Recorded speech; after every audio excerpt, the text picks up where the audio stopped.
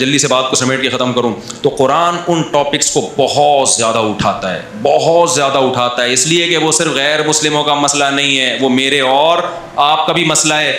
ہم کہتے ہیں کہ اللہ ہے، عملی زندگی میں ہم اللہ کو نہیں مانتے۔ ہم کہتے ہیں کہ ایک اللہ ہے، لیکن ذرا سا کوئی عامل ہمیں کسی اور چیز پہ ڈال دے نا تو ہم اس پہ لگ جاتے ہیں۔ زبان سے ہم کہتے ہیں آخرت کو مانتے ہیں، عمل سے لگتا ہے آخرت کو نہیں مانتے۔ تو دنیا کی اتنی ٹینشن لے رہا ہے، اس کا مطلب کیا ہے کہ وہ دنیا کو مسافر خانہ سمجھ ہی نہیں رہا۔ وہ سمجھ رہا ہے مرنے کے بعد میں زندگی کیا ہو جائے گی۔ مجھے ایک بات بتاؤ، ابو طلحہ انصاری رضی اللہ تعالیٰ عنہ کو نبی نے بتایا کہ لن تنالوا البر حتى تنفقوا مما تحبون، قرآن میں یہ آیت نازل ہوئی ہے کہ نیکی کی حقیقت کو اس وقت تک نہیں پہنچ سکتے جب تک محبوب چیز صدقہ نہ کرو۔ وہ لوگ سمجھتے تھے کہ جنت برحق ہے، ہم اللہ کو کچھ دیں گے تو اللہ آخرت میں بڑھا چڑھا کے دے گا۔ حضرت ابو طلحہ یہ آیت نازل ہونے کے بعد آئے، عرض کیا یا رسول اللہ، اللہ نے فرمایا میرا پورا باغ صدقہ۔ یار کہ کسی میں جگر ہے آج؟ باغ سورس آف انکم تھا، سمجھ رہے ہو، پراپرٹی تھی، کیا تھی؟ پراپرٹی۔ صدقہ کرنا آسان کام نہیں ہوتا۔ وہ لوگ تو کر لیتے ہیں، خربوں کی جائیدادیں ہیں تو چلو ایک پلاٹ مدرسہ کے لیے 120 گز کا، وہ تو کر لیتے ہیں۔ جن کی پراپرٹی اتنی سی ہو، وہ اتنا بڑا باغ آ کے صدقہ کر رہے ہو، تو نبی نے کیا فرمایا؟ بخن بخن واہ واہ ذاک مال رابح، فرمایا تو بڑا قیمتی مال ہے۔ اور ہمارے نبی کا بھی آخرت پر ایمان تھا نا، ظاہر ہے آپ تو ایمان لوگوں کے دلوں میں ڈال رہے تھے۔ ہمارے نبی نے بھی ان کو حکم کیا دیا اپنے چچا زاد بھائیوں کو دے دو۔ آپ مجھے ایک بات بتاؤ، کوئی بندہ میرا مرید ہو، ابو طلحہ انصاری نبی کے لیے میدان میں گردن کٹانے کے لیے تیار تھے یا نہیں تھے؟ تو جو گردن کٹانے کے لیے تیار ہو وہ پیر و مرشد کو ہدیہ دینے پہ راضی نہیں ہوگا؟ یار مجھے ایک بات بتاؤ، میرا ایک مرید ہے، مجھے پتا ہے میں اس کو بولوں یہ رات ہے دن نہیں ہے، وہ مان لے گا، اتنی عقیدت ہے اس کے دل میں۔ میں اس کو بولوں یہ دن ہے رات نہیں ہے، یہ مان لے گا۔ میں اس کو بولوں جا وہاں گردن کٹا کے آ رہی، یہ کٹا دے گا۔ اس کو مجھ پر اتنا یقین ہے۔ آپ بتاؤ میں اگر اسے اپنے لیے کیش کرانا چاہوں کتنی آسانی سے ہوگا کہ نہیں ہوگا؟ وہ ڈالر کی بریف کیس بھر کے لایا میرے پاس۔ مرید ایسا ہے کہ میں جو بولوں وہ ایمان لا چکے، صحابہ تو ایمان لا چکے تھے نا نبی پر۔ جس کو نبی کہہ دیا اس کا مطلب نبی نے اگر کہہ دیا نا دن نہیں ہے رات ہے، تو دن کو کیا ماننا پڑے گا؟ رات ماننا پڑے گا۔ اتنی عقیدت ان کے دلوں میں۔ اب آپ بتاؤ میرے کسی مرید کے دل میں میری اتنی عقیدت ہو، اور میرے گھر بھی زیادہ ہوں اور کھانے کو روٹی بھی نہ ہو۔ ہمارے نبی کی 9 بیویاں تھیں اور گھر میں 40 دن فاقے، یہی تھا نا۔ فرض کرو میری کنڈیشن یہ ہو کہ میرے گھر میں 4 ہیں اور گھر میں فاقے چل رہے ہیں، کھانے کو دھیلے کا نہیں ہے میرے پاس ایک میرا مرید آتا ہے جو میرے کہنے سے دن کو رات اور رات کو دن کہہ دیتا ہے۔ میں اس کو بولوں جا ٹرک کے نیچے آ جا، مار لے اپنے آپ کو، قتل کر دے، وہ اس کے لیے بھی تیار ہے۔ میں اس کو بولوں جا فلاں جگہ جا کے گردن کاٹ دے، وہ اس کے لیے تیار ہے۔ اب وہ ڈالر کی پوری بریف کیس بھر کے لایا اور کہنے لگا اللہ نے کہا ہے کہ اللہ چاہتا ہے کہ بہترین مال اللہ کی راہ میں نکالو، تو آپ بتائیں میں کیا کروں؟ آپ کی خدمت میں، آپ کے حوالے، آپ جو کہیں گے وہ ہوگا۔ میرے دل میں ذرا سی بھی لالچ ہوگی نا، اور مجھے اپنی باتوں پہ خود اگر مجھے یقین نہیں ہوگا، میں جنت کے فضائل صبح شام سنا رہا ہوں گا، لیکن میرے دل میں ذرا سا چور ہوگا، پتہ نہیں یار ہے بھی کہ نہیں ہے۔ یار میں ان کو بتا تو رہا ہوں کہ جنت بہت زبردست چیز ہے، ایسا نہ ہو کہ ذرا سا بھی چور ہوگا نا میرے دل میں، میں کہوں گا یار پیسے کمانے کا اس سے بہتر آپشن مجھے اب دوبارہ نہیں۔ میں کہوں گا بھائی مجھے دے دو، کیونکہ شیخ و مرشد کو پیسے دینے سے اللہ بہت خوش ہوتا ہے۔ جبکہ شیخ و مرشد کے گھر میں فاقے چل رہے ہوں اور شیخ و مرشد جو ہے جس نے تمہیں ہدایت دی ہو اس پہ خرچ کرنے کا جو ثواب ہے نا، او ہو کہیں بھی نہیں۔ اور مجھے یقین ہے پوری بریف کیس پکڑا کے چلا جائے گا، پوچھے گا بھی نہیں۔ لیکن اگر ایسے موقع پہ میں اسے کہہ رہا ہوں، میرے دل میں آتا ہے کہ یار جتنا اس کے لیے جنت میں جانا ضروری ہے اتنا ہی میرے لیے بھی، مجھے اللہ نے اس کا رہبر بنا کے بھیجا ہے، اور قرآن بار بار رشتہ داری جوڑنے کا حکم دیتا ہے، تو آج بہترین موقع ہے کہ اس کو میں رشتہ داری جوڑنا سکھا دوں۔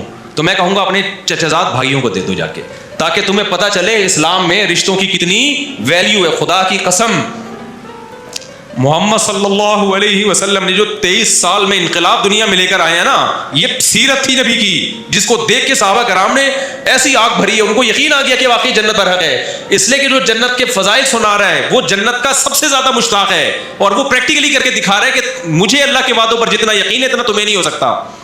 آج جو لیڈر ہے نا، لیڈر جو پیر و مرشد بنا بیٹھا ہوتا ہے, مریدوں کو پتا ہوتا ہے سب سے زیادہ دنیا کی محبت اسی کمبخت کے دل میں ہے. ہمارے ٹکڑوں پہ تو چل رہا ہے یہ سارا, تبھی ہر بیان میں مرید پیر پہ خرچ کرنے کے فضائل آ رہے ہوتے ہیں. بعض تو ایسے پیر ہے, میں نے کسی مرید کو بھیج دیا ان بزرگ سے جا کے بیعت ہو جاؤ, وہ 2 نمبر پیر, مجھے کیا پتا تھا, میں سمجھتا بھائی ماشاءاللہ بڑے نیک. وہ کہتے ہیں یار یہ تو اپنے پہ خرچ کرنے کے فضائل سنا رہے ہوتے ہیں. بندہ میرے گھر میں بھیجتے ہیں کہ یار کو پیسے نہیں بھیجے تم نے, پیر صاحب کو ہدیہ دیا کرو, اس کا بہت کیا ملتا ہے, ثواب ملتا ہے. میں نے کہا عجیب و غریب قسم کا پیر آیا یار. کیا ظرف تھا سید الانبیاء کا بھائی, اتنا بہترین موقع ہے, پورا باغ لے کر آیا. آپ کہتے تھے نا مجھے دے دو, فرمایا اپنے چچازاد بھائیوں کو دے دو. یہ چیزیں صحابہ اپنی, خدا کی قسم یہ ہے ہماری پیغمبر کی سیرت کا اصل پہلو, یہ اصل پہلو ہے, یہ ہے آپ کی نبوت کے اصل دلائل, آپ کی بے داغ سیرت,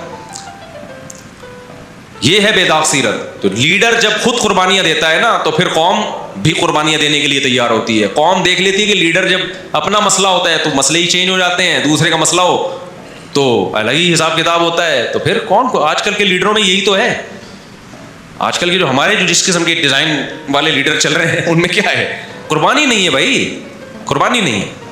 تو کیسا نبی صلی اللہ علیہ وسلم کا آخرت پر ایمان. غزوہ احد میں جب صحابہ کے قدم اکھڑے ہیں, کیسا حملہ ہوا ہوگا نا کہ صحابہ کے قدم اکھڑ گئے, لیڈر کے قدم نہیں اکھڑے, اور آپ کے دانتوں پہ پتھر آ کے لگ رہے ہیں, دانت مبارک آپ کے ٹوٹ گئے. تو صحابہ یہ دیکھ رہے تھے کہ بھائی جو یہ جنت کی باتیں کر رہے ہیں نا, اگر ان کا مقصد دنیا ہوتا, معاذ اللہ جھوٹ بولا ہوتا انہوں نے, تو آج یہ میدان میں اکیلے نہ ڈٹتے, کیونکہ دنیا کے لیے سب کچھ کر رہے ہیں نا.